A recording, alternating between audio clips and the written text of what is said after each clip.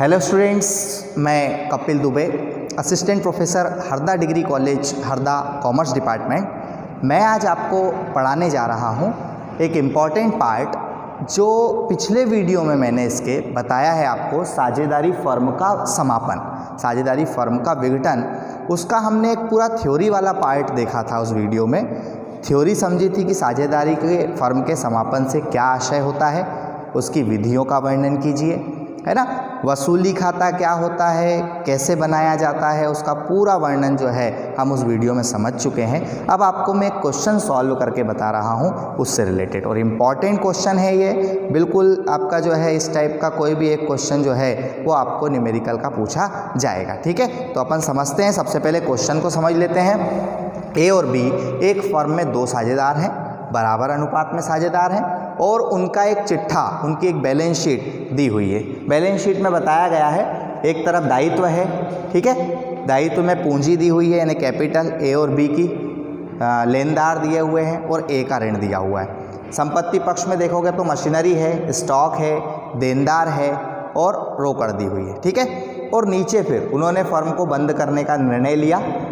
Machinery को 20% कम, stock को 10% कम में बेच दिया। देनदारों से 2000 रुपये प्राप्त हुए हैं, लेनदारों को 10% कम करके भुगतान कर दिया गया है, और वसूली के व्यय 500 रुपये के हुए हैं। आपको वसूली खाता तैयार करके बताना है, ठीक है। देखो, वसूली खाता जब भी बनाया जाता है तो छोटी सी 2-3 चीज़ें ध्यान रखनी है। सबसे पहले वसूली खाता बनाते समय सबसे पहली बात ध्यान रखनी है कि संपत्तियों और दायित्वों के खाते बंद किए जाते हैं। और संपत्तियों और दायित्वों के खाते कैसे बंद किए जाते हैं, तो संपत्तियों में रोकड़ और बैंक को छोड़कर जितनी भी संपत्ति इधर लिखी हो, पूरी संपत्तियों को उठाओ और वसूली खाते के डेबिट पक्ष में लिख दो। ध्यान देना, जितनी भी संपत्ति यहाँ लिखी है, रोकड़ को छोड़ करके पूरी संपत्तियों को यहाँ से लेना और वसूली खाते के डेबिट पक्ष में लिख देना। देखो, मशीनरी, स्टॉक, देनदार, देखो ये मशीनरी, स्टॉक और देनदार। कोई डाउट? पहला पॉइंट क्लियर हो गया। अब दायित्व पक्ष पे आ जाओ। जितने भी दायित्व लिखे हुए हैं उसमें 4 दायित्वों को छोड़ देना।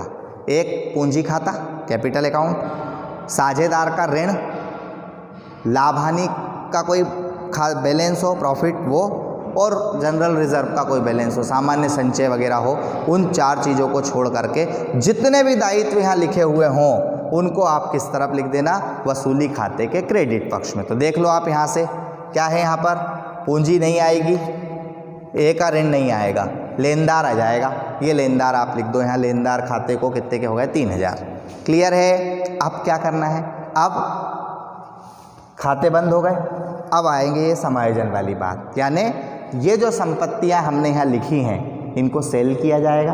तो जो भी संपत्ति सेल की जाएगी वो किस तरफ आएगी, क्रेडिट पक्ष में, और जो भी दायित्व का भुगतान होगा वो किधर आएगा, डेबिट पक्ष में, अपोजिट हो जाएगा, ठीक है। और इनके बारे में यहाँ लिखा हुआ होगा कौन कौन सी संपत्ति कैसी क्या सेल की गई है। देखो यहाँ सबसे पहला लिखा है, मशीनरी को 20% कम करके क्या कर दिया गया, बेच दिया गया। तो मशीनरी देखो कितने की है, 9000 की। 9000 का 10% 900 रुपये होता है, 900 का डबल कर दो कितना हो जाएगा, 1800। तो देखो यहाँ पर ये 9000 में से 1800 रुपये कम करके सेल कर दिया उसको, तो ये हो जाएगा 7200 रुपये में मशीनरी को क्या कर दिया, बेच दिया। लिख दो यहाँ पर, ये हो जाएगा 7200। ये मशीनरी किस नाम से, रोकड़ खाते को मशीनरी हो गई।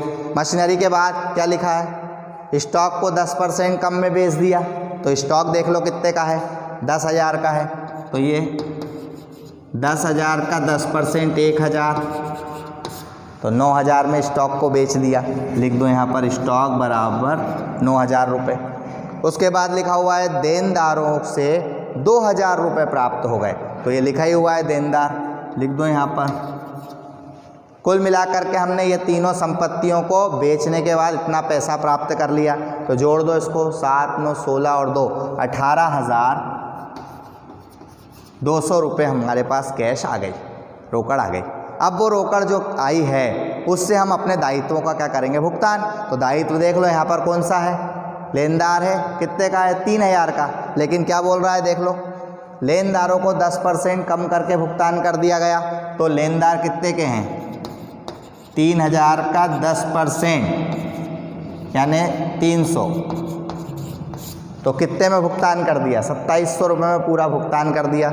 ये लिख दो, रोकड़ खाते से हो जाएगा 2700 रुपये का लेनदारों को भुगतान कर दिया। और वसूली के व्यय कितने रुपए के हुए? 500 रुपये के। तो ये वसूली के व्यय 500, ये भी पेमेंट हुआ है, मतलब डेबिट साइड आ जाएगा।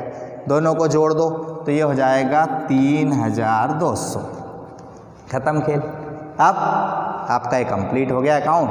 अब आपको लाभ या हानि निकालना है। तो लाभ या हानि निकालने का तरीका क्या होगा? क्रेडिट का टोटल देख लो कितना हो रहा है, 18 और 3, ये क्रेडिट साइड का टोटल 21,200 हो रहा है। और डेबिट साइड का टोटल देख लो कितना हो रहा है, 19, 21, 24,700। अब बताओ किस साइड का कम है और किस साइड का ज़्यादा है? डेबिट का ज़्यादा है। डेबिट का ज़्यादा होगा तो हानि आएगी, और अगर क्रेडिट का ज़्यादा होता तो लाभ आ जाता।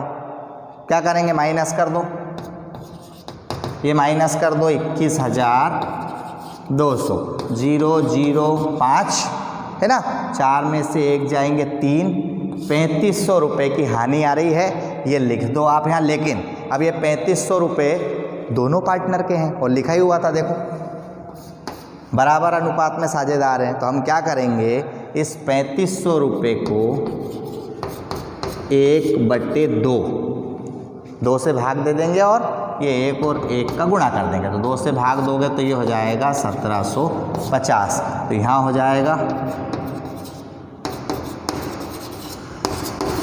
24,700,